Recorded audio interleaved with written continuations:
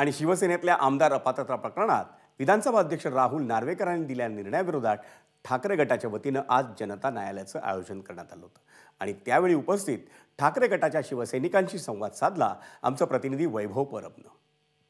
उद्धव बाळासाहेब ठाकरे यांनी नुकतीच एक जनता न्यायालयाच्या मार्फत भांडाफोड केला, त्यामध्ये पर्दाफाश केला। राहुल नार्वेकर यांनी कशा प्रकारे हा निर्णय दिला याची पोलखोल केली, परंतु राहुल नार्वेकरांनी देखील पत्रकार परिषद घेऊन यावर प्रत्युत्तर दिलेलं आहे।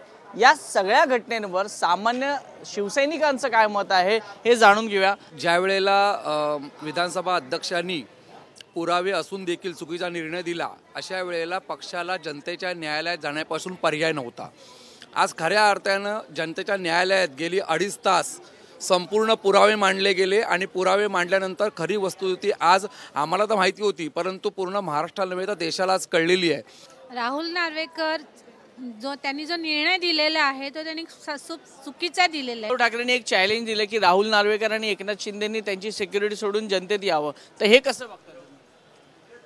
उद्धव साहेबांनी दिलंय ते चॅलेंज बरोबरच आहे, कारण उद्धव साहेब एकदम ग्रेट आहेत। हे सगळे काय करतायत, उद्धव साहेब एकदम कामाला एकदम हुशार। कोविडच्या काळामध्ये उद्धव साहेबांनी जेवढी मेहनत घेतली, सर्वसामान्यांचं एक पाठिंबा दिलाय, ते ह्यांच्या पोटात दुखी झाली आहे। त्यामुळे ते हे आव्हान स्वीकारणार आम्ही स्वीकारणार। एकनाथ शिंदे आणि नार्वेकर ते लोक नाही स्वीकारणार, कारण त्यांचा दमच नाहीये, म्हणून ते लोक नाही स्वीकारणार। सगळं जनता शिकवणार आणि जनताच न्याय देणार याला। आगामी काळात या शिवसैनिकांच्या माध्यमातून घराघरात पोहोचण्याचा उद्धव ठाकरे यांचा प्रयत्न असेल। कॅमेरा पर्सन अजित शिवदरकर सह वैभव परब, एबीपी माझा, मुंबई।